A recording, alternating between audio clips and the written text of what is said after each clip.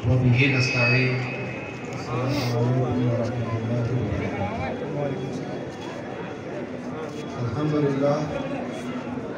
अल्हम्दुलिल्लाहिल क़ादिरिल मुक़्तदिरिल क़दीर वस्सलातु वस्सलामु अला सय्यिदिल बशीरिन नज़ीर व अला आलिहि व अस्हाबिहि व वारिसी हबिहि व नबील लकीम मुहिद्दीन रहमतिका या अरहमर राहिमीन। अऊज़ु बिल्लाहि मिनश शैतानिर रजीम। बिस्मिल्लाहिर रहमानिर रहीम। इन्नल मुत्तक़ीना फ़ी जन्नातिन व नहर फ़ी मक़अदि सिद्क़िन इंद मलीकिन मुक़तदिर। सदक़ल्लाहुल अज़ीम व बल्लगना रसूलुहुन नबियुल अमीनुल करीमुर रऊफ़ुर रहीम व नहनु अला ज़ालिका लमिनश शाहिदीन व शाकिरीन वल्हम्दुलिल्लाहि रब्बिल आलमीन। क़ाल अल्लाहु तबारक व तआला मुख़बिरन व आमिरा तकरीमन लिहक़्क़ि नबिय्यिहि व तअज़ीमन। इन्नल्लाह व मलाइकतहु युसल्लूना अलन नबी या अय्युहल्लज़ीना आमनू सल्लू अलैहि व सल्लिमू तस्लीमा। लब्बैक अल्लाहुम्मा रब्बी व सअदैक अल्लाहुम्मा सल्लि व सल्लिम व ज़िद व बारिक अलैहि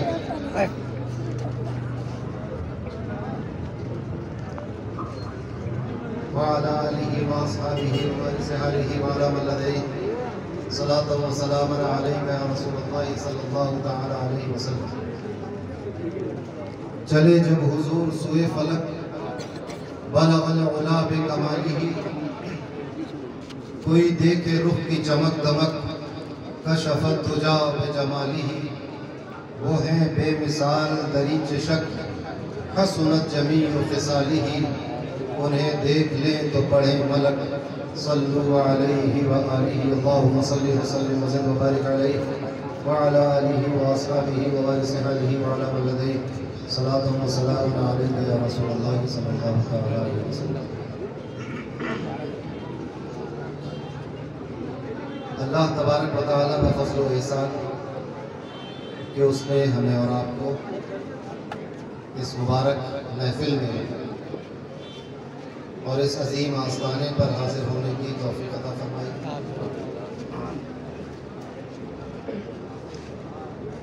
रमज़ान का महीना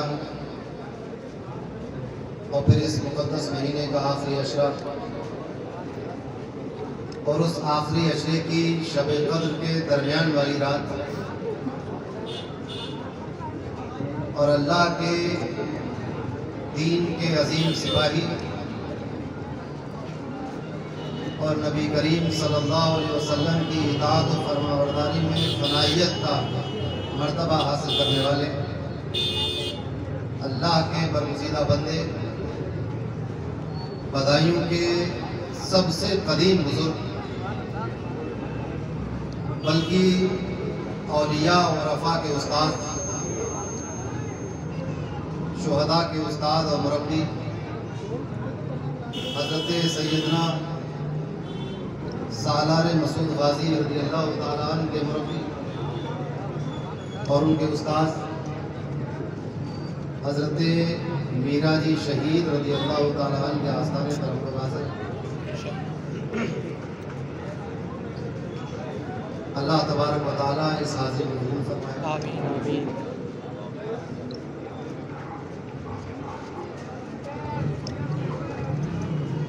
इस उर्स में हाज़िरी खानकाए कादरिया की रिवायत रही और शहीद बगदाद आलिम रब्बानी मुहद्दिस बदायूनी ने इस रिवायत को ज़िंदा किया और एक नई रूह दी और उन्हीं के नक्शे कदम पर चलते हुए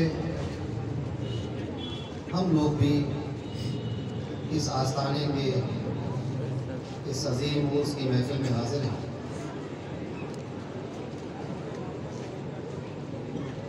मुझे बहुत पुराना अपना एक शेर याद आया, 2-3 शेर याद आ रहे हैं। मुझसे ये ऐद मेरा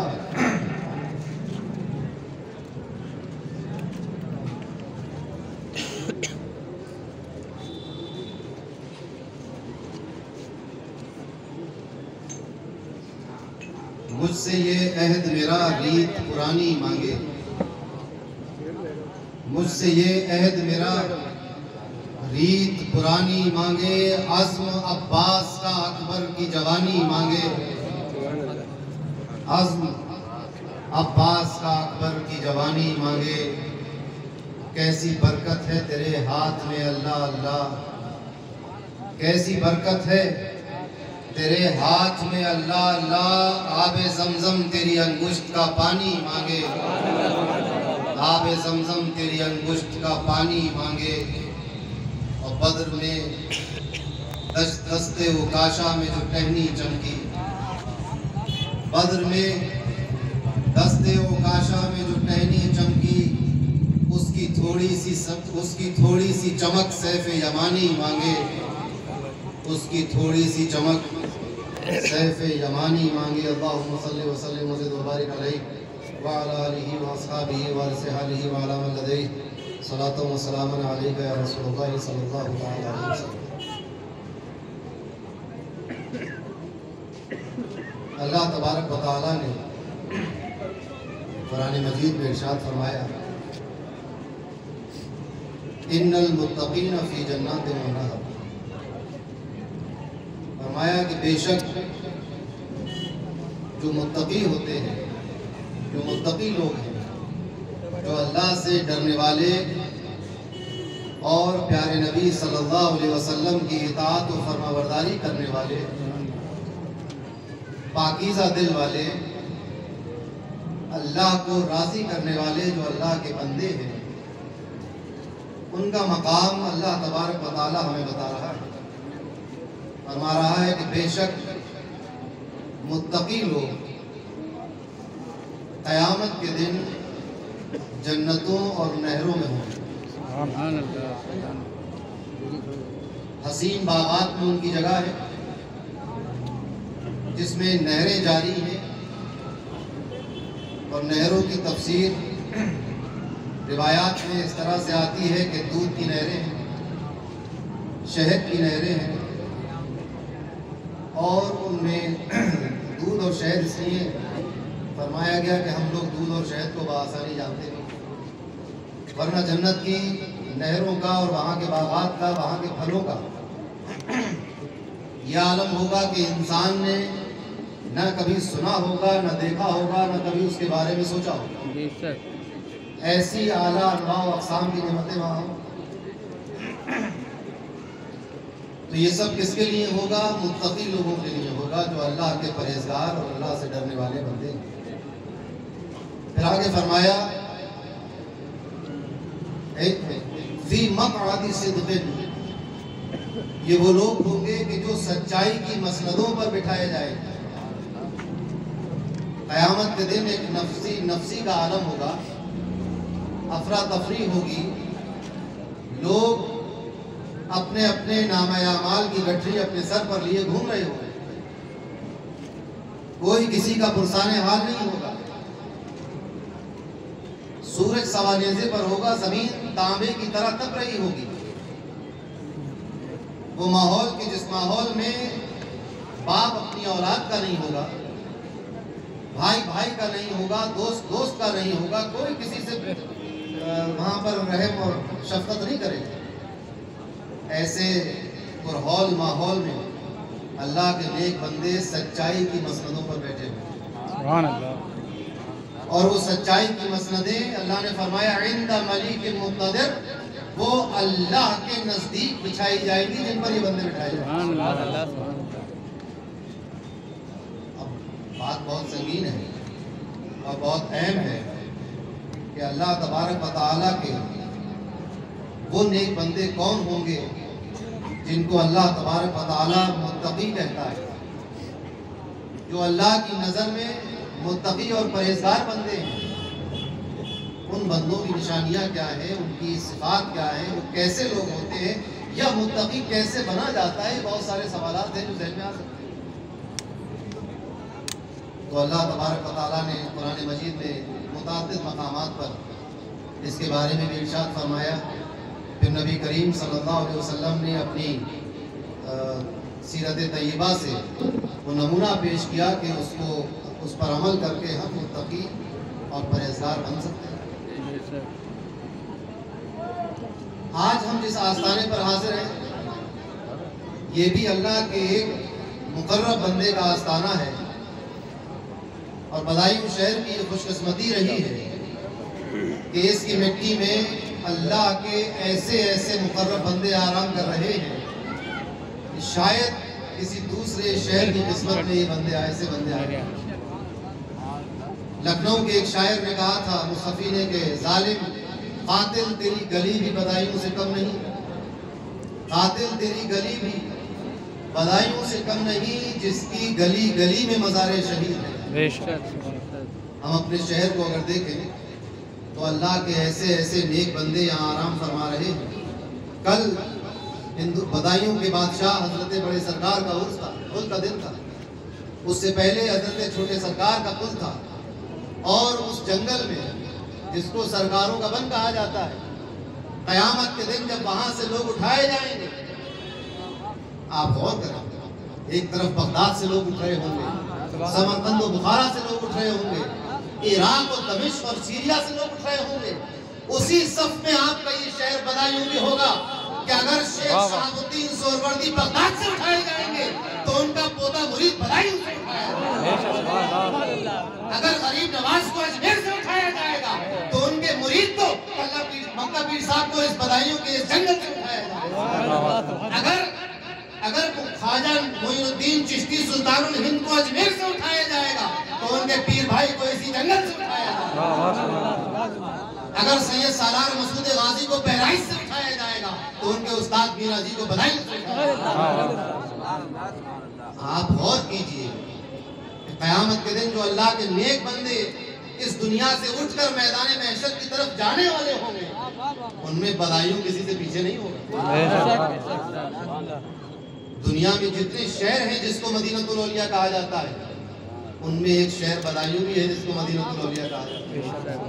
और न सिर्फ मदीनतुल औलिया बल्कि मदीनतुल उलमा भी है, मदीनतुल सूफिया भी है, और ये अल्लाह के और मदीनतुल शुहदा भी है। अल्लाह के दीन की खातिर अपनी जानों का नजराना पेश करने वाले यहाँ पर मौजूद हैं। तो ये मुत्तकी बंदे हमारे दरमियान यहाँ अल्लाह तबारक व तआला ने हम पर फज़्ल फरमाया। ये हमारी खुशकिस्मती है कि हम ऐसे शहर में रहते हैं जहाँ पर जिस गली से आपका गुजर हो वहाँ अल्लाह का एक मुकर्रम बंदा आराम है।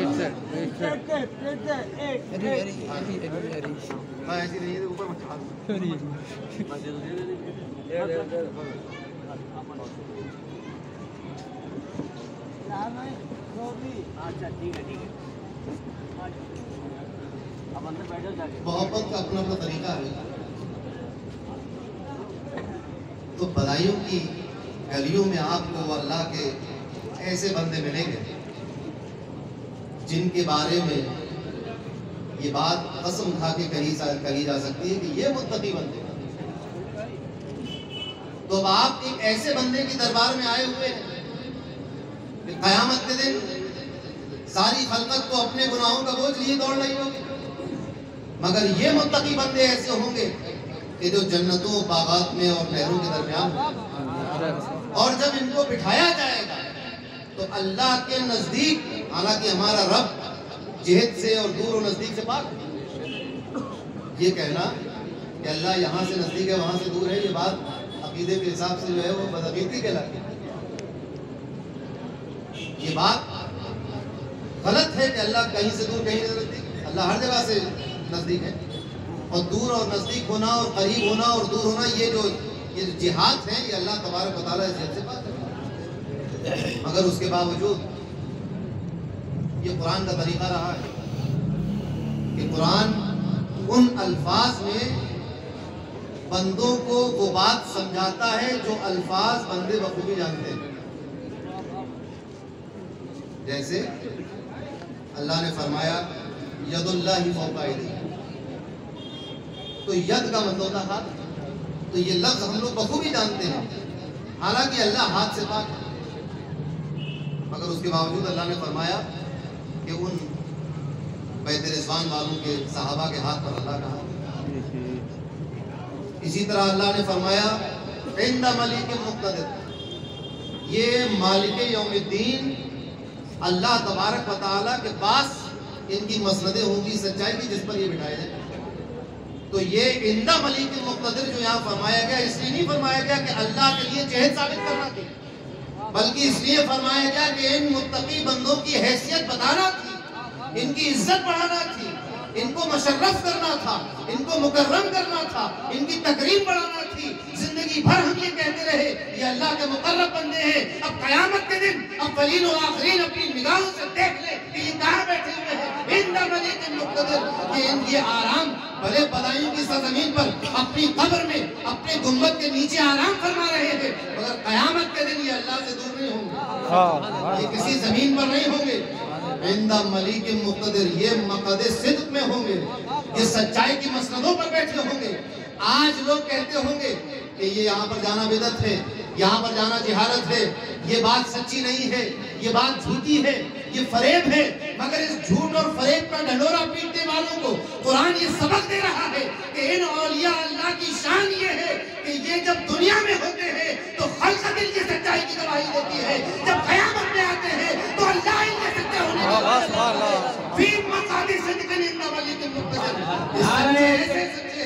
की सच्चाई की मसलों पर बिठाए जाएंगे। नारे तकबीर, नारे रिसालत, नारे गौसिया, हज़रत मीरा जी साहब, हज़रत पीर इश्की साहब, नारे तकबीर, नारे रिसालत। ये ऐसे सच्चे और मुत्तकी परहेज़गार बंदे हैं कि ये जिस मसनद पे बिठाए जाएंगे उस मसनद का नाम है मक़ाद सिद्क़, उस मसनद का नाम है सच्चाई वाली मसनद। तो इनका मकाम है कि ये जिस जगह क़यामत में बैठेंगे उस जगह का नाम होगा सच्चाई वाली मसनद। मुत्तकी कैसे बन सकता है कोई? हज़रत मीरा जी साहब अपनी जान अल्लाह की राह में पेश करें। दुनिया ने देखा होगा कि तलवार लग गई, तीर लग गया, गला कट गया, सीना चीर दिया गया, एक लाश पड़ी हुई है। मगर ये शुहदा है जिन्होंने अपनी जानों का नजराना अल्लाह की राह में पेश किया। और शहीद तो मुर्दा होता नहीं है, इसमें तो कोई डिबेट भी नहीं। कुरान की सही आयत से उसकी जिंदगी साबित है। अब जरूरत इस बात की है कि हम इनसे मोहब्बत करने वाले, इनसे प्यार करने वाले, इनके आस्थानों पर हाजिरी देने वाले, जरूरत इस बात की है कि हम भी इनके नक्शे कदम पर चलें। आजकल ईमान इतना कमजोर हो गया है, अकीदा इतना कमजोर हो गया है। यकीन माने बात कहने और सुनने में अच्छी नहीं मालूम होती, मगर हकीकत यही है। अल्लाह पर जो भरोसा होना चाहिए उसके बंदों का, मोमिनीन बंदों का, कलमा पढ़ने वाले बंदों का, वो भरोसा आज दिखाई नहीं देता। जिस आस्ताने पर हम हाजिर हैं उस शहीद के भरोसे का आलम ये था कि अपनी जान अल्लाह की राह में कुर्बान कर। किस भरोसे पर? इस भरोसे पर कि अल्लाह ने वादा कर लिया है, अल्लाह ने तुम्हारी जान और माल को जन्नत के बदले खरीद लिया है। इस यकीन और एतमाद पर अल्लाह की राह में अपनी जान का नजराना पेश किया। इससे बड़ी चीज तो दुनिया में कोई होती नहीं। इंसान की जान सबसे कीमती होती है। जान बचाने के लिए आदमी घर बेच देता है, दुकानें बिक जाती हैं, औरतों के जेवर बिक जाते हैं, जो भी घर का साजो सामान होता है वो बिक जाता है, गिरवी रख दिया जाता है, और उसके बाद ही कोशिश होती है कि जान बचाई। ये सारे जतन हम करते हैं, मगर ये भूल जाते हैं कि मौत और जिंदगी का मालिक तो हमारा रब है। मौत और जिंदगी तो उसके हाथ में। वो जिसको मुर्दा कहे तो वो मुर्दा, जिसकी रूह निकाल ले तो वो मुर्दा, जिसको मारने का इरादा कर ले वो मुर्दा है, और जिसको वो बचाने का इरादा कर ले, जिसको जिंदगी दे दे वो जिंदा है, जिसको पैदा करने का इरादा कर ले वो जिंदा है, जिसकी हिफाजत का इरादा कर ले वो महफूज है, और जिसको मारने का इरादा कर ले वो मुर्दा है। मौत और जिंदगी ये जो दुनिया की सबसे कीमती शय है, उसको अल्लाह की राह में कुर्बान करके अल्लाह का कुर्बान से किया। और ये एक तारीख है बधाइयों की, आप 1000 साल तारीख है, 1000 साल से भी ज़्यादा पुरानी। और आप पूरे शहर में नज़र दौड़ा लें, हर जगह कहीं ना कहीं शुहदा, औलिया, सूफिया, उलमा के आस्थाने हैं और उनकी कब्रें हैं और उनके मज़ारात हैं। बहुत से मज़ारात तो इस शहर में ऐसे हैं कि लोग समझते नहीं कितना इस मज़ार के अंदर कितनी अजीम शान हस्ती आराम कर रही है। आप किताबों में देखें, उलमा से पूछे तो पता चलेगा कि ये जो गली में जिस मज़ार पर लाइट नहीं जलती, इस मज़ार के अंदर महबूब इलाही हजरत निजामुद्दीन औलिया का उस्ताद आराम कर रहा है। इस गुंबद में, इस अहाते में हजरत सैयदना सालार मसूद गाजी का उस्ताद आराम कर रहा है। कहीं जंगल में बड़े सरकार, छोटे सरकार के उस्ताद आराम कर रहे हैं। ये वो हस्तियां हैं जिनको लोग बहुत गुजर जाते हैं देखकर। अभी मगरिब की नमाज के वक्त मैं हैदराबाद के लिए रवाना हो गया था। अभी मगरिब की नमाज पढ़ के रवाना हो गया था दिल्ली, और मेरा टिकट था रात में 2 बजे का, दिल्ली से हैदराबाद फ्लाइट थी। खबर आई थी कि बस इंतकाल होने वाला है। हमारे ताउज़ाद भाई जनाब शम्स अब्दुल रज़ाक कादरी साहब हैदराबाद में रहते हैं, उनकी ब्रेन हेमरेज हो गया था, ब्रेन की सर्जरी हुई। मैं गया था पिछले हफ्ते, परसों वापस आया हुआ, तो वो ऑपरेशन हो गया उनका, और उसके बाद फिर वो वेंटिलेटर पे थे एक हफ्ता, फिर वहाँ से ठीक हो गया तो बधाई मांगे। आज दोपहर में फ़ोन आया कि उनको फिर वो लंग्स इन्फेक्शन हो गया है और वेंटिलेटर पे डाल दिया, और वो बिल्कुल कोमा में चले गए, कोई रिस्पॉन्स नहीं बॉडी। और डॉक्टर ये कह रहा है कि अब आप इनको निकाल लीजिए यहाँ से, क्योंकि अब कुछ बचा नहीं है। और उसने ये भी कहा डॉक्टर ने कि हम अस्पताल में वेंटिलेटर नहीं निकालेंगे, आप अपने रिस्क पर निकलवाइए, तो एम्बुलेंस में आके वेंटिलेटर निकलेगा और 2-3 मिनट के बाद आप फिर किसी और अस्पताल से जाके डेथ सर्टिफिकेट ले लेना है। इतनी तफसील बता दी डॉक्टर ने, मैंने टिकट करा लिया। और वहाँ जो उनके घर वाले थे, उनके भतीजे और रिश्तेदार, तो वो लोग मगरिब के बाद मैं यहाँ से चला, और गुन्नौर से मैं कुछ आगे निकल गया था, तो वो हैदराबाद में उनके रिलेटिव जो थे वो गए अस्पताल में, क्या डिस्चार्ज कर दो मरीज को, ले जा रहे हैं घर। और ये भी बात करी है कि तदफीन कहाँ होनी है, दरगाह यूसुफैन में तदफीन होनी है। तो मैंने कहा उनसे कि वहाँ दरगाह शरीफ है, वहाँ पता करो औकाफ के उसमें आती है, वो वक्त के उसमें उनसे बात करो कि भाई हमारी ख़ानदानी कब्रें यहीं पर हैं, तो हमारे ये, तो कब्र वाले से बात कर ली, तो उसने कहा मैं 2-2.5 घंटे में कब्र तैयार कर दूँगा, और ये जगह है वहाँ पर उनके भाइयों की कब्रें भी, वो सब तैयार हो गया। गुन्नौर से आगे पहुँचा मैं, तो ये लोग वहाँ गए, जब इन्होंने फ़ोन किया कि हम लोग यहाँ आ गए अस्पताल, और अब इनको यहाँ से लेकर घर चले जाएंगे, और घर के आसपास में जो अस्पताल होगा वहाँ से डेथ सर्टिफिकेट ले लेंगे। जब ये डिस्चार्ज कराने पहुँचे तो उन्होंने हाथ हिला दिया, इसको मैयत समझ रहे। फिर वो सुनने भी लगे जब उनको आवाज़ दी, फिर उनसे कहा कि आप अपना हाथ उठा के दिखाइए, तो उन्होंने हाथ उठा के दिखा दिया, आगे बंद है। जब मुझे ये बताया तो मैंने कहा कि हजरत सैयदना सरकार मीरा जी साहब नहीं चाहते कि मैं उर्स छोड़ के चला जाऊं।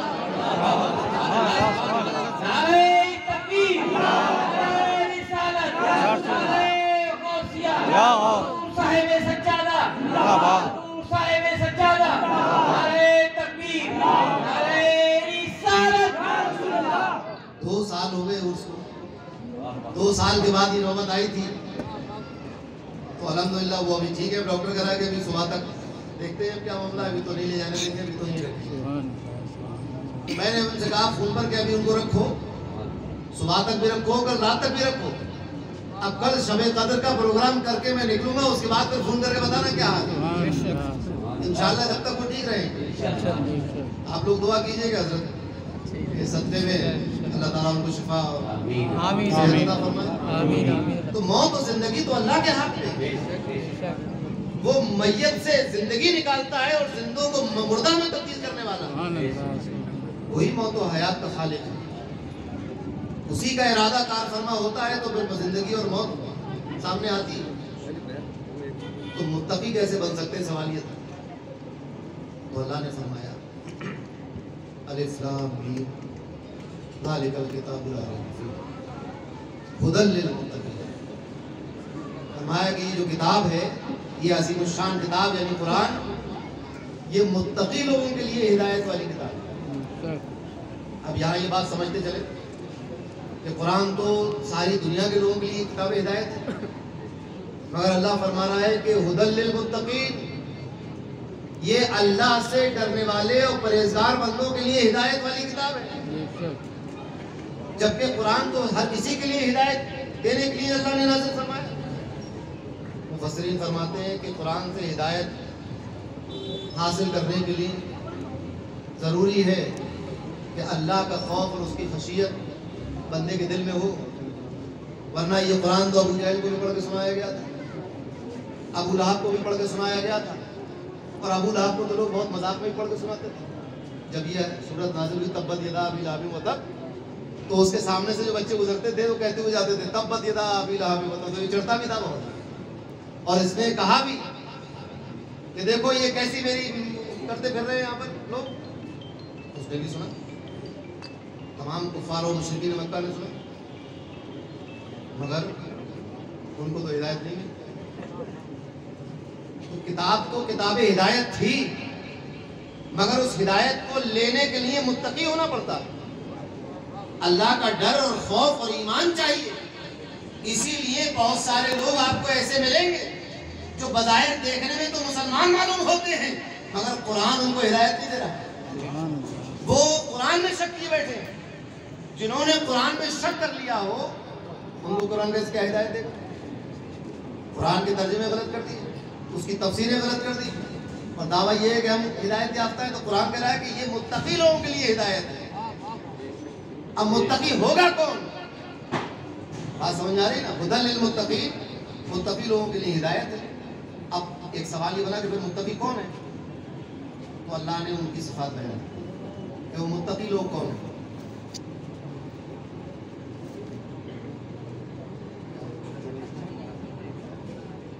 अल्लज़ीना युमिनूना बिल गैब, हुदल लिल मुत्तकीन। कौन है मुत्तकीन? अल्लज़ीना, वो मुत्तकी कौन लोग हैं? ये वो लोग हैं कि जो गैब पर ईमान लाते हैं। गैब पर ईमान लाने का मतलब क्या है? गैब पर ईमान लाने का मतलब ये कि हमने अल्लाह को देखा नहीं, मगर हमारा ईमान है। हमने जन्नत दोज़ख नहीं देखी है, मगर ईमान। फरिश्ते हमने नहीं देखे हैं, मगर हमारा ईमान। मरने के बाद फिर जिंदा होकर क़यामत में पहुंचना हमने नहीं देखा है, मगर हमारा ईमान है कि मरने के बाद क़यामत में जिंदा होकर फिर जाएंगे और हिसाब किताब होगा। तो वो लोग युमिनूना बिल गैब, कौन से लोग हैं मुत्तकी? जो गैब पर ईमान लाते हैं, युकीमूना सलात, और नमाजों को कायम रखते। अब ये अल्लाह सिफात बता रहा है। अब 3 सिफतें बताई है। पहली बता दी कि गैब पर ईमान लाए। हर आदमी ने अपने दिल में सोच लिया कि अब हम इस क्राइटेरिया में आ गए, हम में से हर आदमी है। कौन लोग हैं वो मुत्तकी लोग? जो गैब पर ईमान लाते हैं।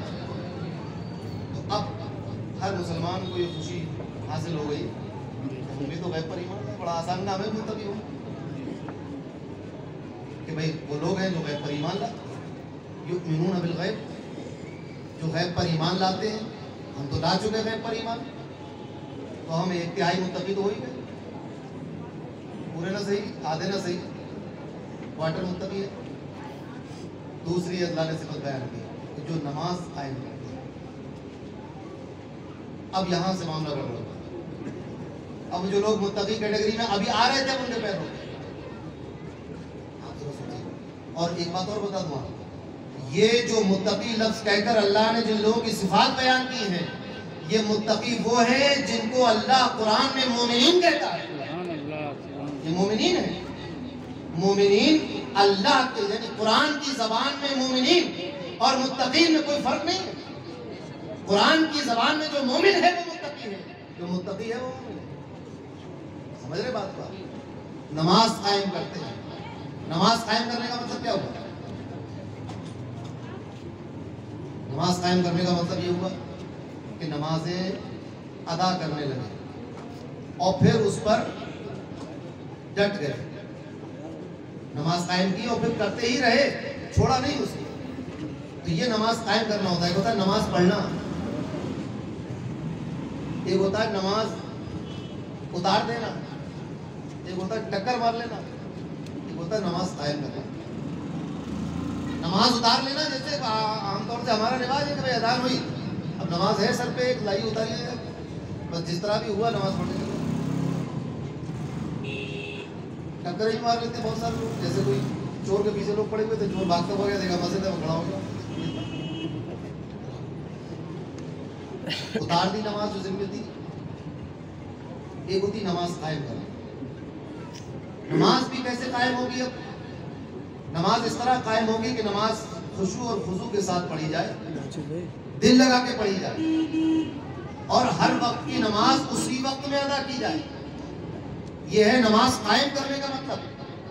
वरना नमाजियों के बारे में कुरान ने फरमाया कि कुछ नमाजी ऐसे भी हैं कि जिनके लिए वैल है, बर्बादी है, हलाकत है। 30वें पारे की आयत, कौन से नमाजियों के लिए? फरमाया वैलुल लिल मुसल्लीन अल्लज़ीना हुम अन सलातिहिम साहून। हलाकत और बर्बादी हो उन नमाजियों के लिए जो नमाज में तसाहुली बरतते थे, जो नमाजों को टाल देते हैं, जो नमाजों में काहिली करते हैं, नमाज को अदा करने में काहिली करते हैं। बर्बादी और हलाकत हो ऐसे नमाजियों के। एक नमाज की भी पढ़ ली, जो उस नमाज को अदा कर रहा है, अल्लाह फरमा रहा है बर्बाद हो जाए, हलाक हो जाए। तो इस तरह नमाज पढ़ते हैं कौन लोग? हुम, कौन है वो लोग? हुम अन सलातिहिम साहून, जो अपनी नमाजों में काहिली बरतते हैं, मरे हुए दिल से नमाज पढ़ने आते हैं। ऐसे लोगों के लिए बर्बादी है। तो ये वाली नमाज जो है वो मुत्तकी लोग नहीं पढ़ते। कौन सी नमाज? जो नमाज कायम करने वाली होती है, जिसको कायम किया जाता है, तो करबला के मैदान में दिखाई दे रही है, जो हजरत मीरा जी की जिंदगी में दिखाई दे रही है, जो हजरत बड़े सरकार और छोटे सरकार की जिंदगी में दिखाई दे रही है। कौन सी नमाज? वो नमाज कि जो हजरत मौला अली की जिंदगी में दिखाई दे रही है। आप पर जब तलवार का वार किया गया तो फौरन तो शहीद नहीं हो गया, तलवार का वार रहा। अगले दिन का जब सूरज निकला तो आपने उस सूरज को मुखातब करके कहा, ऐ सूरज, जब से मैंने नमाज पढ़ना शुरू की है नबी करीम के साथ सल्लल्लाहु अलैहि वसल्लम, तूने मुझे कभी फजर के वक्त सोते हुए नहीं देखा होगा। ऐसे नमाज कायम की जाती है। नमाज को नमाज के वक्त में पढ़ा जाता है। और सबसे आसान निशानी नमाज कायम हुई कि नहीं हुई, कुरान ने एक निशानी और बता दी है। एक तरफ तो बताया कि बर्बादी है उन नमाजियों के लिए जो काहिली और तसाहुली करते हैं, और एक जगह फरमाया इन्नस सलाता तन्हा अनिल फहशाई वल मुनकर, कि नमाज तमाम बेहयाइयों से, बुराइयों से अपने पढ़ने वालों को रोक देती है। तो एक नमाज वो है जो बेहयाइयों से रोक रही है, एक नमाज वो है जो पढ़ने वाले को हलाक कर रही है, बर्बाद कर रही है। दो तरह की नमाजें, दोनों कुरान की आयत से साबित है। एक नमाज पढ़ने वालों के लिए हलाकत और बर्बादी, और एक नमाज पढ़ने वालों के लिए फहाशी से, बुराई से, गुनाह से महफूज होने का मुजदा और उसकी बशारत दी जा रही है। वो कौन सी नमाज है जो फहाशी और बुराइयों से रोकती है? अब हमें देख लेना चाहिए कि हम जो जिंदगी में नमाज पढ़ रहे हैं, अगर हमने अल्लाह के हुक्म के मुताबिक नमाज अपनी जिंदगी में कायम कर ली है तो फिर ये नमाज बेहया नहीं होने देगी, ये नमाज गुनाहगार नहीं होने देगी, ये बेहयाई का तसव्वुर हमारे जहनों में नहीं आएगा, गुनाह का तसव्वुर हमारे पास नहीं फटकेगा। अगर ये नमाज ऐसी है तो फिर नमाज हमारी कायम होगी। और अगर हमारी नमाज हमें बुराइयों से नहीं रोकती, बेहयाइयों से नहीं रोकती, तो फिर नमाज कायम नहीं हुई है। इस पर और नबी करीम सल्लल्लाहु अलैहि वसल्लम ने मजीद वजाहत करके फरमा दिया कि नमाज और इबादत कैसी होना चाहिए। फरमाया अंता अब्दुल्लाह का अन्नका तराह, अल्लाह की इबादत इस तरह करो कि गोया तुम उसे देख रहे हो। ये कैफियत है जो मुसल्ली और नमाजियों में के दिलों में पैदा होनी चाहिए कि नमाज इस तरह पढ़ते हैं गोया अल्लाह को देख रहे हैं। और फरमाया नबी करीम चूंकि रहमत आलम है, कोई सख्त हुक्म नहीं फरमाते, फरमाया कि अगर ये कैफियत ना हो सके, अगर तुम ये अपने ऊपर ये कैफियत तारी न कर सको कि रब को देख रहे हो, तो ये कैफियत तारी करो इन्नहु यराक, कि वो तुम्हें देख रहा है। नमाज दो तरह से पढ़ी जा सकती है, या तो इस कैफियत के साथ कि हमारा रब बेशक हमें देख रहा है, या इस कैफियत के साथ कि हम रब को देख रहे हैं। क्योंकि बंदे अल्लाह के बंदे से बराबर नहीं। तो ये दो कैटेगरी जो है बंदों की, ये अल्लाह के पसंदीदा बंदे हैं जो नमाज इस तरह पढ़े कि अल्लाह को देख रहे हैं, गोया अल्लाह को देख रहे हैं कि बहुत ऊंचा मकाम है, और जो नमाज इस तरह पढ़े कि बेशक अल्लाह हमें देख रहा है, ये थोड़ा नीचा मकाम है मगर है सब एक बख्शे हुए लोगों। इसके बाद और इसके अलावा किसी और कैफियत के साथ हम नमाज पढ़े, यानी हम नियत बांधे और दिमाग दुकान पे चला जाए, नियत बांधे और ध्यान बच्चों में चला जाए, नियत बांधे दिमाग घर पे चला जाए, अगर इस तरह नमाज पढ़ रहे हैं तो ना पहली वाली नमाज हुई ना दूसरी वाली नमाज हुई। ये कौन सी नमाज है? वैलुल लिल मुसल्लीन अल्लज़ीना हुम अन सलातिहिम साहून। हज़रत हाजी वारिस अली शाह साहब के बारे में मशहूर था कि जमात से नमाज नहीं पढ़ते। लोगों ने कहा कि हज़रत आप जमात से नमाज नहीं पढ़ते, तो आपने फरमाया भाई बेटा बूढ़ा हो गया हूँ, इतनी जिस्म में ताकत नहीं है कि मैं इमाम साहब के साथ पूरे शहर में टहलते रहूं। कहा कि जब इमाम नियत बांधता अल्लाह हू अकबर करता है तो कभी बाजार चला जाता है ध्यान इसका। तो अब मेरी नियत ये है कि पीछे से इमाम के, तो अब ये इमाम अगर बाजार गया तो मुझे भी इसके साथ जाना पड़ता है, फिर ये घर चला गया तो मुझे भी जाना पड़ता है। तो इस तरह मैं घूम नहीं सकता, मैं बूढ़ा आदमी हूँ, मैं घूम नहीं सकता। आप सोचिए कि हाजी वारिस अली शाह साहब विलायत के इस मकाम पे फाइज थे कि आगे खड़े हुए इमाम के दिलो दिमाग में क्या चल रहा है, उनके रोशन उनका ये मकाम था, तो हज़रत मीरा जी का मकाम क्या? इस गली से कैसे कैसे लोग और किस किस इरादे से गुजरते हैं उनको खबर होती हो। इस गली से कोई चोरी के इरादे से गुजरा है, कोई जुआ खेलने के इरादे से गुजरा है, कोई झूठ बोलने के इरादे से गुजरा है, कोई बदनिगाही के इरादे से गुजरा है, कोई शराब के इरादे से गुजरा है, कोई चोरी के इरादे से गुजरा है, कोई बुराइयों के इरादे से गुजरा है। वो सब देख रहे हैं, उनको सब अंदाजा हो रहा है। उसके बावजूद भी जब हम दरबार में हाजिर होते हैं तो इस तरह का एहसास होता है कि किसी के हमारा रहमत में एक शफकत में आ गए। इसके बावजूद ये हाल है। तो तभी कैसे बनेंगे? पर नमाज कायम करनी पड़ेगी। बधाइयों की शायर थे, असर बताइए।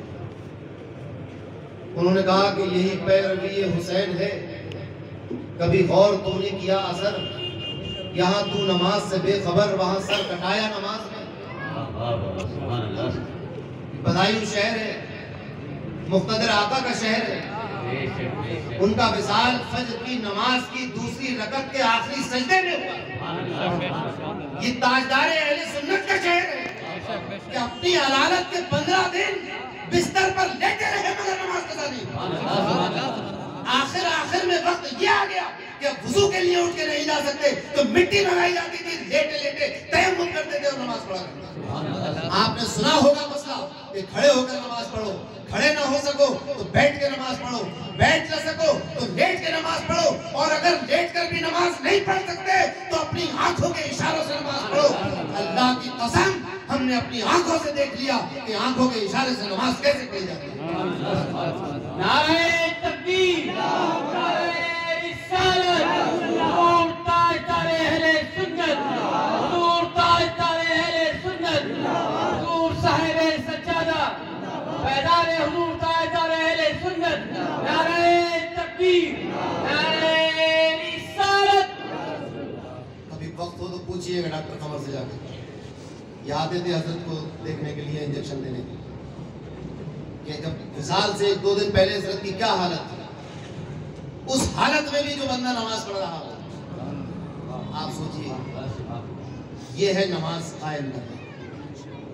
आपने जब तक जिसमें ताकत रही नमाज को ख्याल किया, अब जब जिसमें ताकत नहीं है तो नमाज आपका ख्याल करता है। गशी की कैफियत है, बेहोशी का आलम है, खाने पीने का होश नहीं है, मगर जैसे ही अजान की आवाज कानों में पड़ती है, अल्लाह का वो बरगुज़ीदा बंदा जो लेटा हुआ है, जो हिल नहीं सकता, उसके हाथ उड़ जाते हैं अल्लाह पर लेटे लेटे आंखों के इशारे से रुकू कर सकते। और उसके बाद ऐसा नहीं कि सलाम फेर के खामोश हो, उसके बाद जो मामूल था जो दुरूद पढ़ने का, वो दुरूद भी पढ़ रहे हैं, शजरा पढ़ रहे हैं। जो भी आए थे और कुरान की सूरतें पढ़ते थे वो पढ़ती आखिर वक्त तक रही। हजरत हुजूर ताजदार सुन्नत की कोई नमाज कदा नहीं। ये नमाज कायम करना है। अल्लाह के नेक बंदे और मुत्तकी बंदे इस तरह नमाज कायम करते हैं।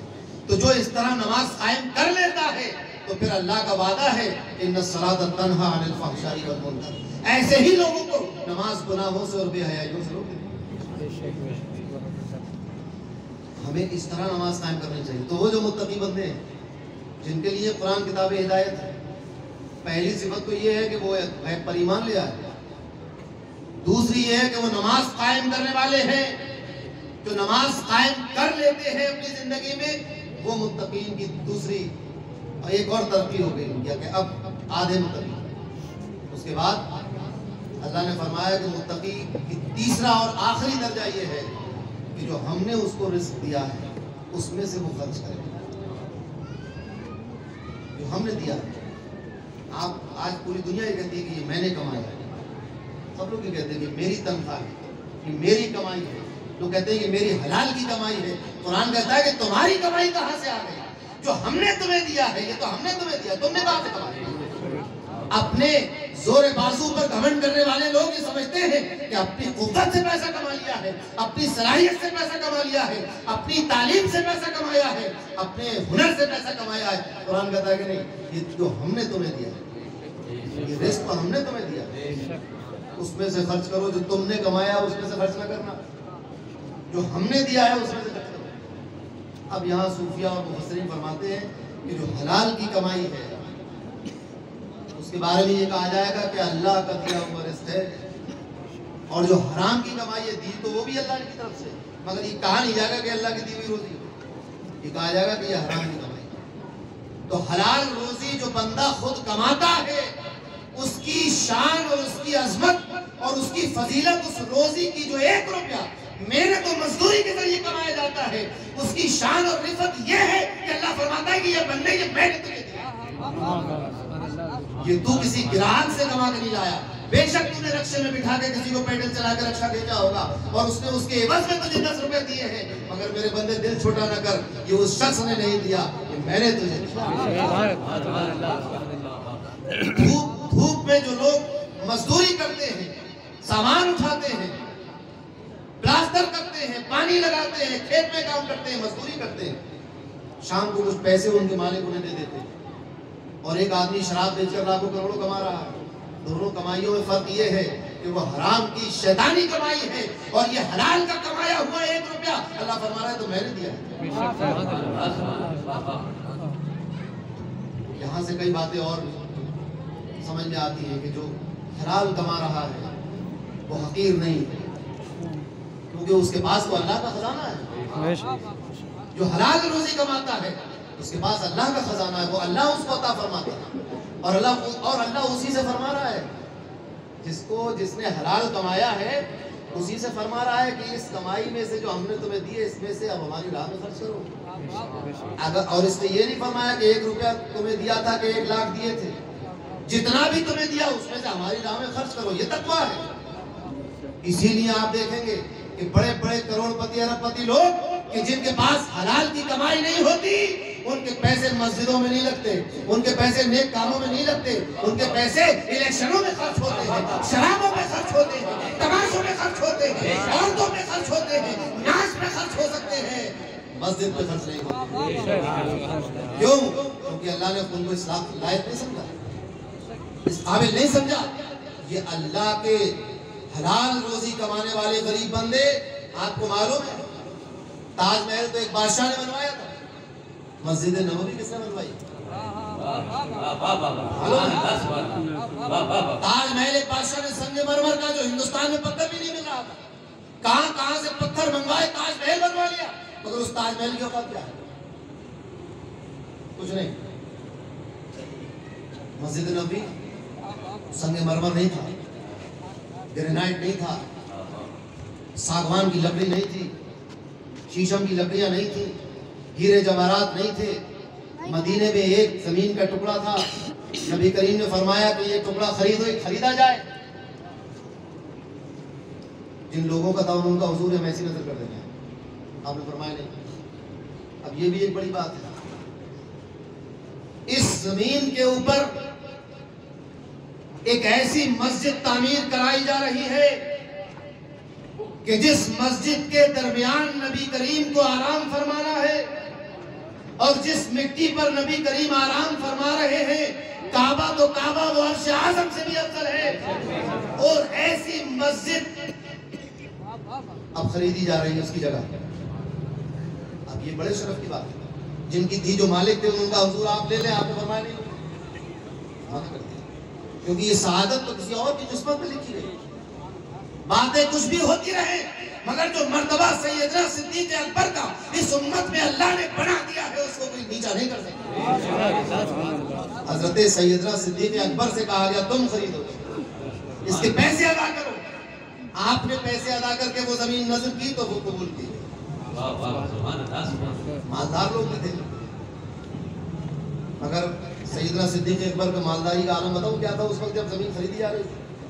पूरा घर मक्के में छोड़कर आए, अपने खेत जमीन जायदाद मक्के में छोड़कर आए थे। मदीने में उनकी कोई जमीन जायदाद नहीं थी, अपना सारा घर बार मक्के में छोड़कर आए थे। और इस शान से छोड़कर आए थे कि जब, और मदीने में आने के बावजूद शान ये थी घर की कि जब कहा गया कि इस्लाम को माल की जरूरत है तो घर का सारा साजो सामान लाकर सामने रखा। और वो इतना नहीं था कि एक इतना होता कि उससे कुछ काम चल जाता, मगर ये उनकी कुर्बानी। तो हजरत सैयदना सिद्दीक़ अकबर ने वो जमीन खरीदी और मस्जिद नबवी बनाई गई। अब क़यामत तक उस, अब ये सदका जारी होगा कि नहीं होगा? सदका जारी आएगा। आप किसी मस्जिद की जमीन खरीद के मस्जिद को बनवा दें, उस पर सदका जारी आएगा नहीं। अब लोग यहाँ मर रहे हैं कि एक वक्त की नमाज मस्जिद नबवी मिल जाए।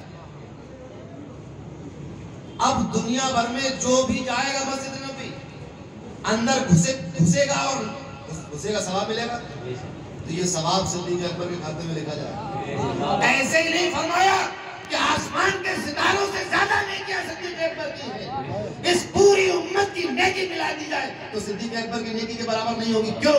क्योंकि तुम्हारी सारी नेकियां मस्जिद नबवी के सजदे से कम है, और वो सजदा जो तुम करते हो सिद्दीक़ अकबर के खाते में लिखा है। नारे तकबीर, नारे रिसालत, नारे गौसिया, हज़रत अबू बकर सिद्दीक़ रज़ियल्लाहु ताला। उन्होंने अपनी जिंदगी में जो नमाजें पढ़ी उसका सवाब तो उन्हें मिला। क़यामत तक जो भी नमाज मस्जिद नबवी में होती रहेगी, अज़ान होगी, सवाब उधर जाता रहेगा। कोई भी देगा, सजदा होगा, सवाब उधर जाता रहेगा। लोग वहां बैठ के कुरान पढ़ेंगे, सवाब उधर जाता रहेगा। समझ में आई बात? इसलिए अफज़लुल बशर बादल अंबिया होते हैं, सबसे ज्यादा नहीं किया इस तरह होती है। और वो मस्जिद के जिसमें जन्नत की क्यारी ला के रख दी गई, जन्नत की क्यारी उसमें रखी, मक्के में नहीं है, मदीने में है। रौज़तुम मिन रियाज़िल जन्नह, ये मदीने शरीफ में है। क्योंकि अल्लाह ने, ये एक नुक्ता है, इसको लोग चाहे तो ले चाहे ना ले, अल्लाह ने जिसकी खातिर जन्नत बनाई, जिसको जन्नत का मालिक बना दिया अल्लाह ने, उसके घर में अगर जन्नत की क्यारी ना हो तो फिर बात क्या है? ये बात तो कयामत में दिखाई देगी कि कयामत में इज्जत किसकी है और जन्नत किसकी है। अल्लाह ने इस दुनिया में दिखा दिया, देखो जन्नत किसकी है। जन्नत का बनाने वाला अल्लाह है, मगर मक्के में जन्नत की क्यारी नहीं उतारी, मदीने में उतारी। मगर फिर भी मक्के में नमाज पढ़ने का सवाब मदीने की नमाज से ज्यादा है। मगर ये भी एक अजीब गरीब बात कि हरम काबा में नमाज पढ़ो तो 1 लाख नमाजों के बराबर सवाब, मदीने शरीफ में पढ़ो तो एक रिवायत 50,000, दूसरी 10,000, 5 लोग एक आध रिवायत और तलाश लाए 1,000 मान लीजिए। अगर और फिर सारा जोर इस पे रहता है, अभी हज आने वाला है, हम भरे जा रहे हैं हज के, अब इस पे सारा जोर रहेगा कि ज़्यादा से ज़्यादा मक्के में रहिए, हिंदुस्तान से आए हैं मक्के शरीफ में रहिए। क्यों रहिए मक्के शरीफ में? क्योंकि यहाँ एक नमाज पढ़ोगे तो 1 लाख नमाजों का सवाब। मदीने शरीफ में तो आपको 10,000 नमाजों का सवाब मिलेगा, तो आपकी 90,000 नमाजें आपकी महरूम रहे। आप बात समझ में भी आती है। कि भाई हाजिरी कर ली मदीना शरीफ जाके 2-4 दिन रहे, बाकी सारा टाइम आप मक्के में गुजार। बात समझ में आई कि नहीं आई? मगर ये बात सहाबा को समझ में नहीं आई। जो आज समझाई जा रही है ये सहाबा को समझ में नहीं आई, जो हिजरत करके एक एक करके मक्का छोड़ के मदीना चले आए। और जो मदीना आ गया तो मदीने से शाम तो गया, बगदाद और इराक तो आया, बैतुल मुकद्दस तो गया, मक्का लौट कर नहीं गया। नारे तकबीर, नारे रिसालत, नारे गौसिया, साहिब सज्जादा, नारे तकबीर। ये जो हदीस नबी करीम ने फरमाई, किसने बताया कि मक्के में नमाजों का सवाब ज्यादा? नबी करीम ने बताया। किसको बताया? सहाबा को बताया था। वो सुन के वो सुन के आमन्ना सदकना किया उन्होंने। ये नहीं था कि सुनते ही भाग लिए सब लोग मक्के की तरफ। तो आप सही फरमा रहे हो हुजूर, जब मक्के जाएंगे वहाँ नमाज पढ़ेंगे तो इसी ईमान के साथ पढ़ेंगे कि 1 लाख नमाजों का सवाब मिल रहा है। और जब जाएंगे तो पढ़ेंगे। रहेंगे कहाँ? फरमाया रहेंगे मदीने में। और जिसने ये फरमाया कि 1 नमाज 1 लाख नमाजों के बराबर है, उसने ये भी फरमाया कि अगर तुम हो सके तुमसे तो तुम मदीने में मर जाओ। मन इस्तता मिनकुम वाह अन यमूत बिल मदीनति फल्यफल, कि तुम में से कोई इसकी इस्तिताअत हैसियत इतनी रखता है कि मदीने में रहने लगे और फिर यहीं मर जाए, तो उसको चाहिए कि वो ऐसे ही कर ले। एक तरफ तो फरमाया मक्के में नमाजों का सवाब ज्यादा है, दूसरी तरफ फरमाया कि मदीने में मर जाओ तो तुम्हारी बख्शिश की जिम्मेदारी मेरी,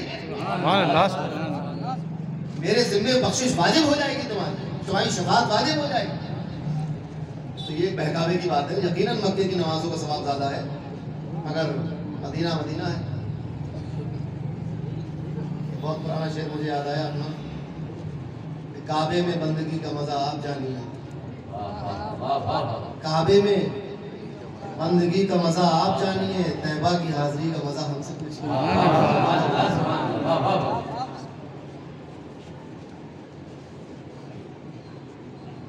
तो तीसरी सिफत मुत्तकीन की क्या है कि खर्च करते हैं, किसमें से? हलाल कमाई। और उस हलाल कमाई के बारे में ये यकीन रखना चाहिए कि वो अल्लाह ने हमें दी, कहीं से भी होती हुई आई, क्योंकि देने वाला राज़िक सिर्फ अल्लाह है। कोई दुनिया में अल्लाह के सिवा कोई दूसरा राज़िक नहीं है।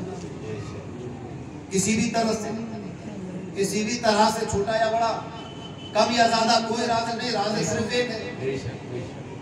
तो हलाल कमाई से अपनी जो अल्लाह की राह में खर्च करते हैं, ये तीनों सिफात मिलकर एक मुत्तकी बनता है।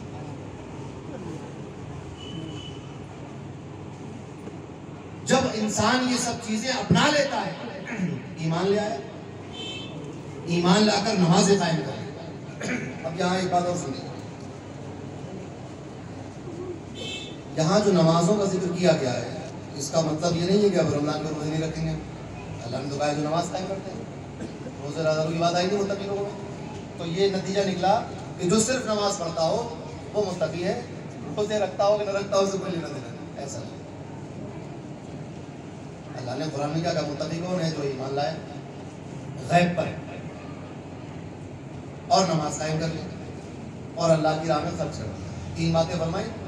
इन 3 बातों के अलावा रह गया हज, रह गए रोजे, ज़कात को आप मान लीजिए कि इस्तेमाल करके कि अल्लाह की राह में खर्च कर दिया, रह गया सच बोलना, रह गया माँ बाप की खिदमत, रह गया पड़ोसी के साथ हुस्न सलूक, रह गया बीमारों की इयादत करना, रह गया तालीम हासिल करना, कुरान पढ़ना, कुरान पढ़ाना और अमर बिल मारूफ और नही अनिल मुनकर। ये सब मुत्तकी लोगों के लिए नहीं है। कुरान में सिर्फ 3 सिफतें बताए, बैठ के हिदायत करेगा। गैब पर ईमान लाए। अब अगर गैब पर ईमान लाने का मतलब कोई ये समझे कि ये जो अल्लाह के नबी आए हैं मक्के में, ये तो गैब नहीं है, सामने इन पर ईमान नहीं लाए, गैब पर ईमान लाए, तो वो ईमान वाला नहीं होगा। समझ रहे बात? कुरान हाथ में रखा हुआ है तो गैब नहीं है, सारे तो इस पर ईमान नहीं लाएंगे क्योंकि गैब पर ईमान लाने की बात है। ये मंतिक ठीक नहीं है। अगर ऐसी मंतिक किसी के दिमाग में चल रही हो, बरेली जाकर पागल खाने में ला चला।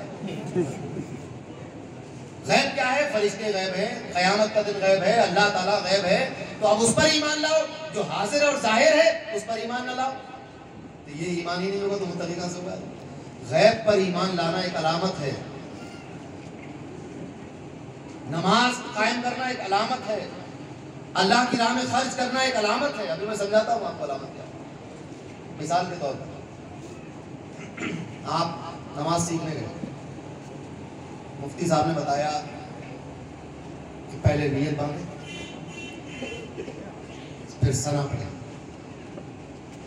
फिर सूरह फातिहा, फिर सूरह इखलास यानी सुबहाना, अलहम्दु और कुल हुआ, फिर रुकू। सीखे नमाज आपने नियत बांधी, अल्लाह आपने कहा सुबहाना अलहम्दु कुल अल्लाह अल्लाह, होगी नमाज। बताया क्या था आपको? सुबहाना पढ़ना, अलहम्दु पढ़ना, कुल अल्लाह पढ़ना। तो सुबहाना कहकर पूरी सना मुराद है, सुबहाना आलम है, उसका नाम है। खाली सुबहाना से नहीं बोले, सुबहाना अल्लाह व बिहम्दी का पूरा पढ़ना पड़ेगा। खाली अलहम्दु अलहम्दु उसका अलम बन गया है। सूरह फातिहा का अलहम्दु, खाली अलहम्दु कहते हैं, ये अलम की निशानी है। मुराद क्या है? पूरी सूरह फातिहा। याद आई?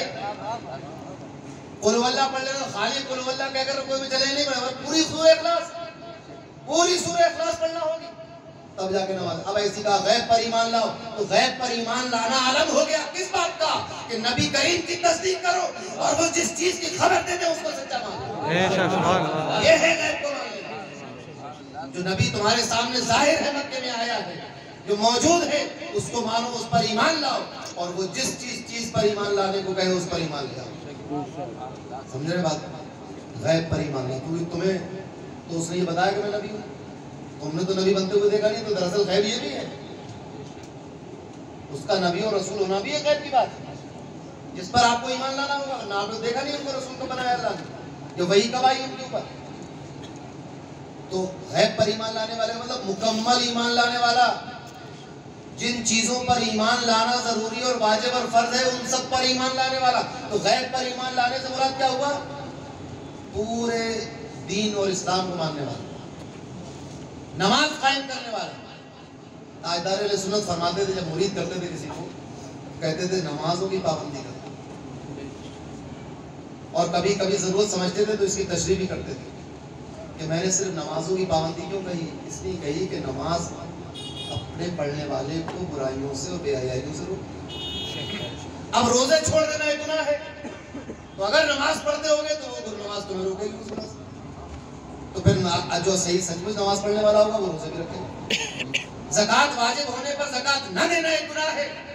इन्ना सलात तन्हा अनिल फहशाई वल मुनकर, नमाज इस गुनाह से आपको रोकेगी। हज फर्ज होने पर हज न करना एक गुनाह है। बीमार की अयादत को न जाना एक बुरी बात है।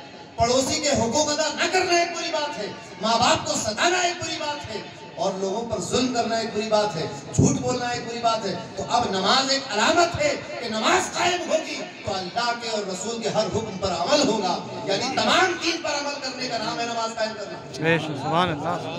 खाली नमाज लेकर नहीं, बल्कि तमाम अरकान इस्लाम और फराइज़ और वाजिबात जितने हैं मुसलमान पर, सबको अदा करने का नाम नमाज कायम करना है। अल्लाह ताला अलम के तौर पर समझे बात? एक हो गया, पहले का ताल्लुक हो गया ईमानियात से, ईमान कैसा होगा। दूसरे का ताल्लुक हो गया अमल से, इस्लाम से, इस्लामियात से। तीसरा हमारे दिए हुए में से जो रिस्क हमने तुम्हें दिया उसमें से खर्च करो, इसका ताल्लुक हो गया एहसान से, ईसार से, कुर्बानी से।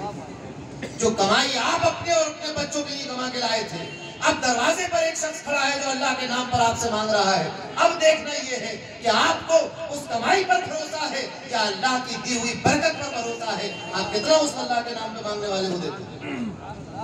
ये ईसार और अखलाकियात से ताल्लुक है।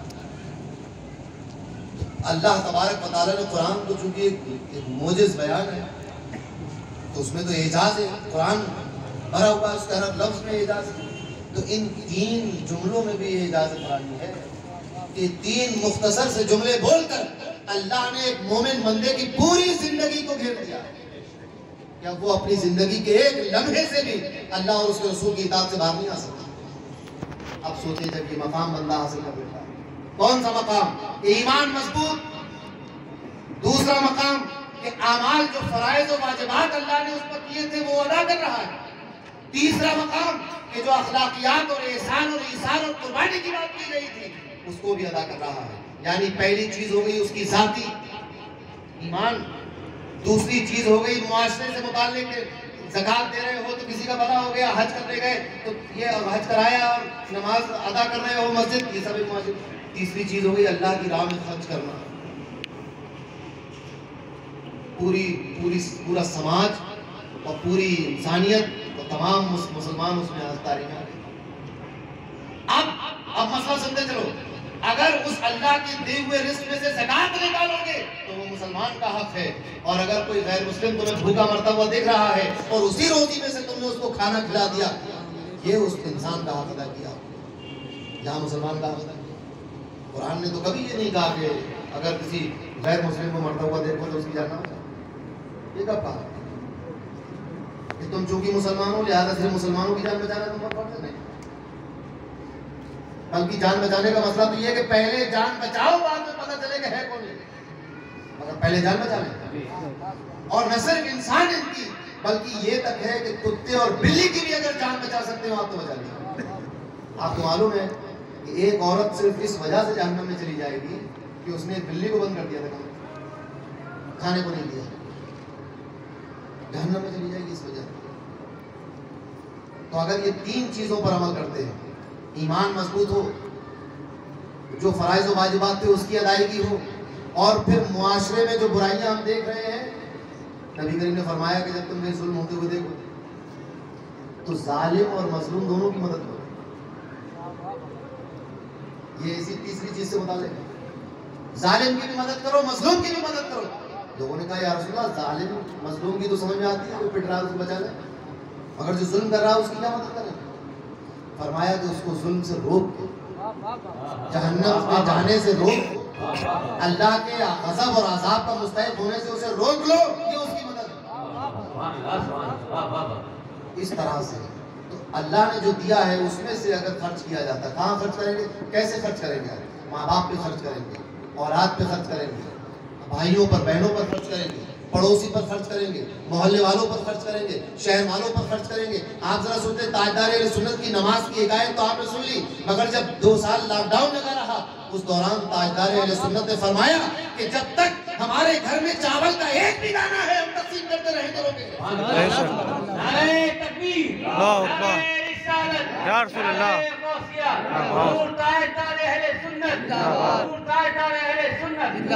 और आलम ये हो गया कि अगर कोई पुलिस को फोन करता था, सरकार ने कहा था अगर किसी घर में खाने को ना हो, लखनऊ से ये हुक्म आया था अगर खाने को किसी घर में ना हो तो पुलिस को फोन करे, सरकार उसको खाना पहुंचाएगी। हमारे पास रिकॉर्ड मौजूद है, लोग पुलिस को फोन करते थे, वो हमें फोन करते थे कि साहब 4 खाने पहुंचा दीजिए।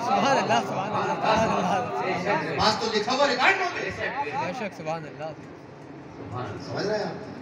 और वो कौन है वो हमें नहीं जानते, हमें नहीं पता कि किसके घर खाना पहुंचा दिया।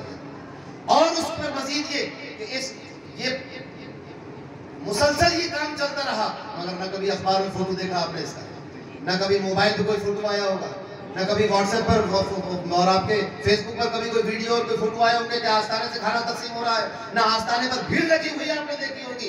50-60 आदमी इस बात पर मुतय्यन थे कि जहां से फोन आए उसके घर जाकर खाना पहुंचाओ, ताकि बड़ों बराबर वाले को खबर न हो कि इनका खाना पहुंचाओ। लोगों को मुतय्यन किया गया अलग अलग मोहल्लों में कि तुम नजर रखो, तुम्हारे पास ये ऐलान किया गया कि आप आस्ताने के नंबर पे फोन करें, आपके पास फोन नहीं है तो किसी से फोन कराएं। और ये कहा गया कि लोगों, अगर तुम देखते हो कि तुम्हारे पड़ोस में किसी को जरूरत है तो उसको बताए बगैर हमें फोन करो, उसका खाना पहुंचा। तो अपने माल में से खर्च करो, और जो जिस पैकेट में खाना रख के जाया जाता था अल्लाह, उस पर ना आस्ताने का फोटो छपा, ना उस पर लिखा गया कि ताजदार अहले सुन्नत की तरफ से, ना उस पर ये कोई एडवर्टाइज किया गया कि ये कोई झंडा बनाया गया, उस पर कुछ नहीं बनाया गया। यही फर्क होता है फकीरों की और खानकाहों की और सूफिया की इमदाद में, और हुकूमतों की और वजीरों की और जो है वो मालदारों की इमदाद में, यही फर्क होता है। लोगों ने मुझसे कहा कि फला जगह से कट रहा था मगर हम ले नहीं पाए क्योंकि फोटो खींच रहे। मैंने तो अपने रिकॉर्ड में रखने के लिए भी फोटो नहीं खिंचवाया। ताजदार अहले सुन्नत का ये किरदार था। और ये अगर मैं आज ना बताता तो आप लोग खबर भी नहीं होती इस बात की, मगर मैं इसलिए बता रहा हूं ताकि ये बात आगे बढ़े और हम इसको अपनाने की कोशिश करें। ताजदार अहले सुन्नत को अल्लाह ने जितना नवाजा था उसके हिसाब से उन्होंने खिदमत। हमें और आपको अल्लाह ने जितना नवाजा है, क्या हम इतना, आप जरा सोचिए कि अगर हम एक प्लेट चावल खा रहे हैं उसमें से एक निवाला अगर किसी को दे देंगे क्या भूखे मर जाएगा? नहीं मर जाएगा। 2 रोटियां अगर रोजाना खाते हैं, अगर एक रोटी हम किसी भूखे को खिला देंगे और उस दिन एक रोटी खा लेंगे क्या मर जाएगा? नहीं मर जाएगा। और यकीन मानो कि अगर मर भी गए एक रोटी खाकर तो अल्लाह उसी एक रोटी के बख्शिश सकते हैं, बख्शिश कर देगा। उसी एक रोटी के सकते अल्लाह बख्शिश कर देगा अगर खालिस अल्लाह के लिए वो रोटी सदका की गई। सूफिया का हाल तो ये होता है कि अगर 2 रोटियां हों, एक ताजी और एक बासी, तो जब सदका करने की बारी आती है तो ताजी रोटी सदका की जाती है, बासी रोटी खुद खाई जाती है। गोल्डियां खड़े हुए, गोश्त बंद हो गया, अब लोग चोरी छुपे गोश्त लेके आ रहे हैं। हमारे घर में गोश्त नहीं बना। हज़रत ने फरमाया कि जो सब शहर वाले खाएंगे वो हम खाएंगे। महीनों हम लोग सब्जी और दाल खाते हैं। तो अल्लाह के नेक बंदे जैसा सामने होते हैं वैसा ही पीछे होते हैं, जाहिर और बातिन उनका एक होता है। तो ये 3 सिफात हैं जब किसी बंदे में आ जाती है तो फिर उसका आलम ये होता है कि अगर सुबह को इंतकाल होना है तो रात की नमाज कदा नहीं होती है, रात को इंतकाल होना है तो सुबह की नमाज कदा नहीं होती। ये ऐसे लोग हैं। इमाम हुसैन तो सर कट गया है तो सजदे में पड़े। ये हजरत मीरा जी की दरगाह ये दरो दीवार चीख चीख कर बुलाते हैं कि आओ नमाज पढ़ने की तरफ आओ, आओ रोजा रखने की तरफ आओ, ज़कात निकालने की तरफ आओ, हज फर्ज हो गया तो हज करने की तरफ आओ, अल्लाह के अहकामात और रसूलुल्लाह के हुक्म पर अमल करने के लिए आओ। लोग कहते हैं कि गुलामी रसूल में मौत भी कबूल मगर नमाज कबूल नहीं। नारा लगता है गुलामी रसूल में मौत भी कबूल है, क्या जो न हो तो इश्क़ मुस्तफ़ा तो जिंदगी फजूल है। ये बात सही है मगर नमाज कबूल नहीं। कोई नमाज को पढ़ नहीं रहे, नारी लग रहे हैं। नमाज एक ऐसी इबादत है जो कभी माफ नहीं होती और हर किसी पर जिस पर हो गई है फर्ज उस पर फर्ज है और अफजलुल इबादत है, उम्मुल इबादत है। रोज़े महशर के जहां गुदास कुव्वत अव्वलीन पुरसिशे नमाज कुव्वत। आप देखेंगे ये आस्थाने पर मस्जिद है कि नहीं, बड़े सरकार के आस्थाने पर मस्जिद है कि नहीं, छोटे सरकार की मस्जिद है कि नहीं है, अली शहीद साहब की मस्जिद है कि नहीं है, मेहदी मियाँ वाली मस्जिद है कि नहीं है। जितने बुजुर्ग आप मिलेंगे मस्जिदों के पास या उनके आस्थाने पर मजार पर मस्जिद मिलेगी। क्यों मिलेगी? ये क्या दिखा रही है मस्जिद? ये मस्जिद ये बता रही है कि ये शख्स जो इस मजार में आराम कर रहा है इसका नमाज से ऐसा रिश्ता था कि इसके मजार के मुत्तसिल मस्जिद है। और इन लोगों से हमारा रिश्ता है जिनका जो हम कभी मस्जिद में नहीं जाते। आप जरा सोचें कि आज मस्जिदों का हाल ये हो गया है कि जामा मस्जिद शायद शहर की सबसे बड़ी मस्जिद है। जामा मस्जिद शहर की सबसे बड़ी मस्जिद है। इस मस्जिद के लोगों ने घर कब्जा कर लिए हैं, इसके क्वार्टर कब्जा कर लिए हैं, इस पर नुकसान पहुंचाया जा रहा है। 1 रुपए का रवादार नहीं कोई। चंदा करने लोग निकलते हैं तो लोग कहते हैं आ गए भीख मांगने के लिए। आप जरा सोचिए ये किस कौम का हाल है? उस कौम का कि जो हजारों रुपए उर्सों में जलसों में खर्च करते हैं। आप जरा सोचिए। अब वो लोग कह रहे हैं कि साहब वो कोरोना फैल गया और ये अजाब और वो अजाब क्यों नहीं आएगा? ये हरकतें हमारी इसी आएगी और हमें उम्मीद ये है कि वो तो ये फी मकाबले से निंदा बनी आसान नहीं। और दीगर मस्जिदों को जो हाल हो अल्लाह बेहतर जानता है। आप सोचिए ये अल्लाह के घर के साथ लोगों का, अल्लाह के साथ ये ताल्लुक है लोगों का। जो दुकानें कब्जा हो गई फिर वो हो गई कब्जा। अब छेसड़का वाली मस्जिद जो है बिल्कुल गिरने पे तैयार रखी है। अल्लाह उसको सलामत रखे, पता नहीं कब गिर जाए मगर लोग कब्जा नहीं छोड़ रहे। जहाँ मस्जिद का ये हाल है और तमाम लोग कुछ मस्जिद तो शहर में लोग बेच के खा ली, बेच दी मस्जिद की जमीन और उस पर दावा क्या? हम नमाजी लोग हैं, हम इमाम हैं और हम अज़ान देने वाले हैं, हम शरीफ लोग हैं, हम मुत्तकी लोग। काहे का मुत्तकी होता? अल्लाह के घर के साथ आपका ये सलूक, अल्लाह तो किसी घर में रहता नहीं। आप जरा सोचिए, अल्लाह तो किसी घर में रहता नहीं। मगर फिर भी अल्लाह का घर है कि नहीं मस्जिद? और उसके साथ ये सुलूक है मुसलमानों का। वो मुसलमान कौम जो 6 दिसंबर को काला दिवस मनाती, क्या हक पहुंचता है उन मुसलमानों को 6 दिसंबर को अफसोस करने का जो अपने शहर की मस्जिदों पे कब्जा किए हुए?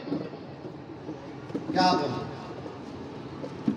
बातें बुरी जरूर लगती हैं, कहने में भी अच्छा नहीं लगता मुझे, मगर मैंने आपसे शुरू में शेर पढ़ दिया था कि मुझसे ये अहद मेरा, रीत पुरानी मानी, आज़म अब्बास का अकबर की जवानी मानी।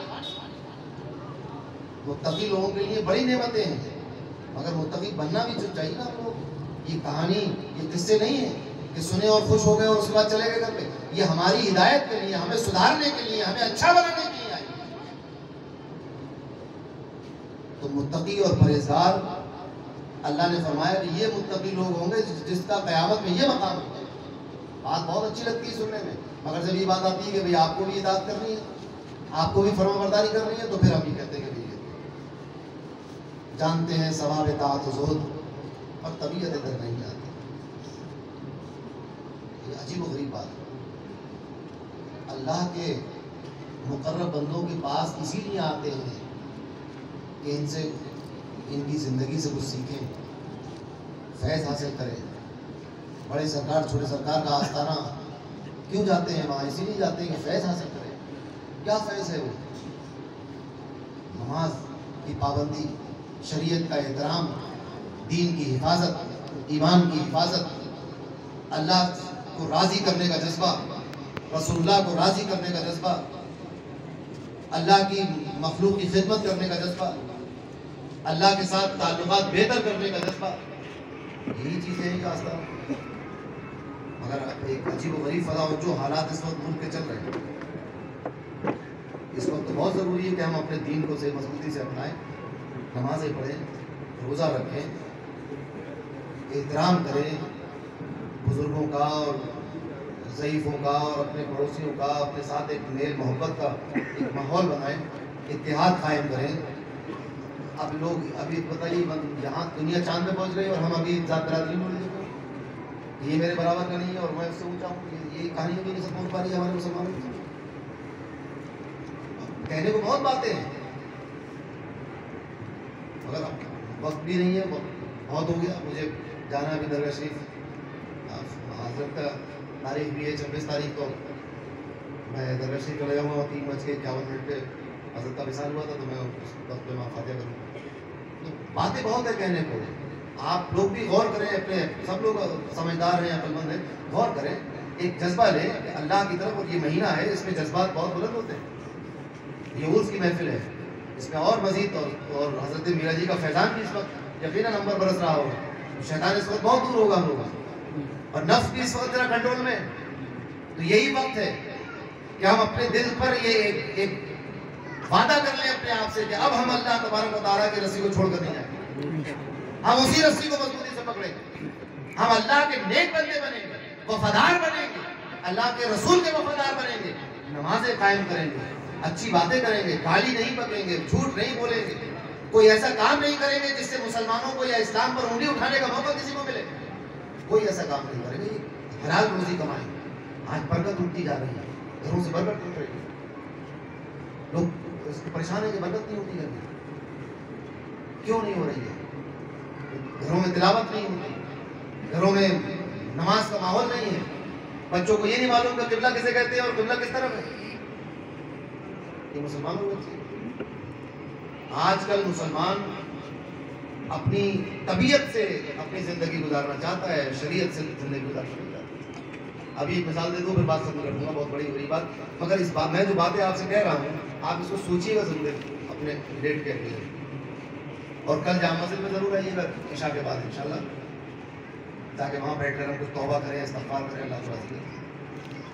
आप ज़रा सोचिए, सबको ये बात मालूम होगी, नहीं मालूम हो तो मैं बता देता हूँ। ईद की नमाज फ़र्ज नहीं, ईद की नमाज,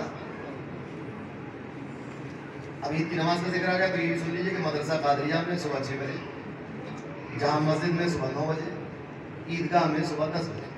कल सुबह नहीं, ईद के दिन। ईद की नमाज मदरसा कादरिया में सुबह 9 बजे होगी, 6 बजे होगी। ईद की नमाज जामा मस्जिद शमसी में 9 बजे होगी, और ईद की नमाज ईदी के दिन ईदगाह में 10 बजे। अब आप सोचिए, ईद की नमाज फर्ज नहीं है और ईद का नमाजी कितना होता है, और फजर की नमाज फर्ज है, जोहर की फर्ज है, असर की फर्ज है। ऐसा नहीं कि सिर्फ ईद वाले दिन फर्ज है, 365 दिन फर्ज है। उसमें कितना नमाजी होता है?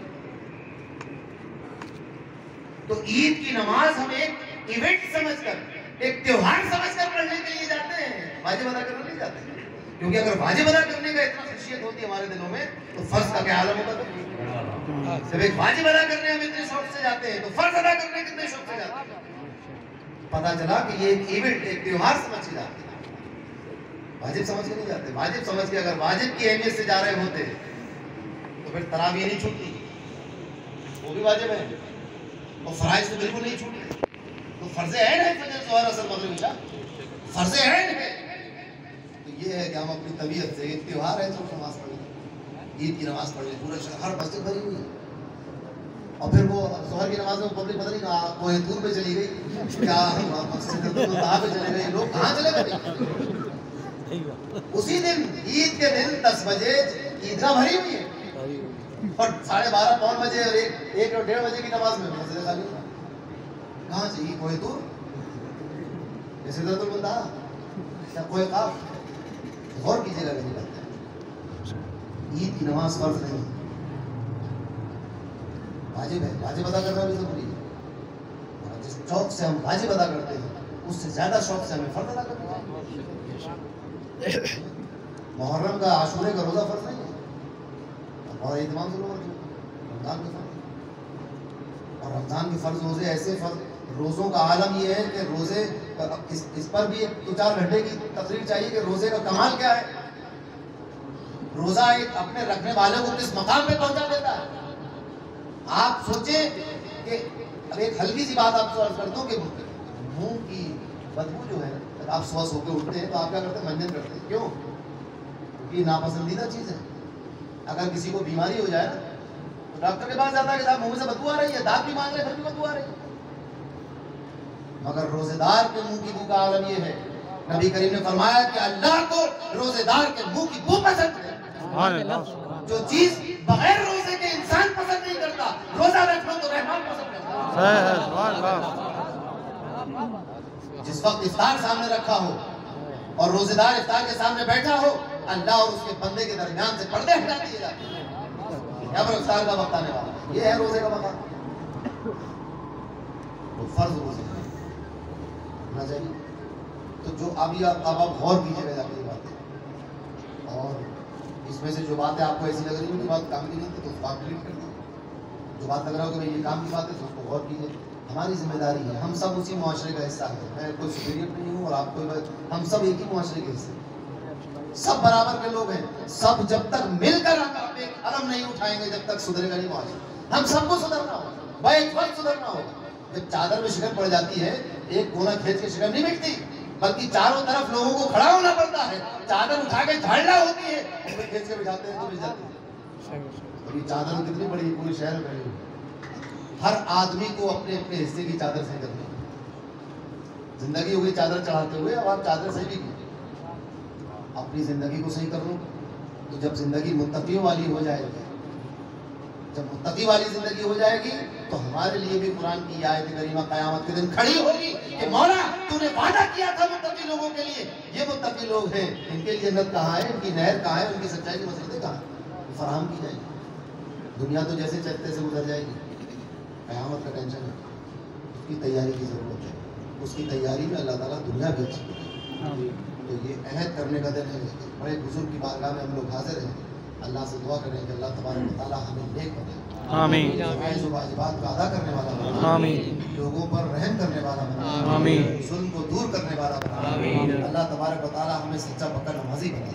आमीन। हमने जो रोजे रखे हैं उसको कबूल फरमा, आमीन। मज़ीद इबादत करने की तौफीक अता फरमाए, आमीन। और इसी तरह हमारे शहर के बुजुर्गों के आस्थानों को सलामत रखें, आमीन, और इसी तरह इनका फैज़ जारी व सारी रहे। आमीन। बड़े सरकार छोटे सरकार का फैज़ान जारी रहे। आमीन।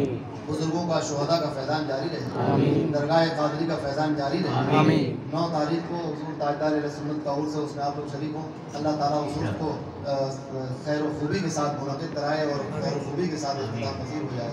आमीन या रब्बल आलमीन।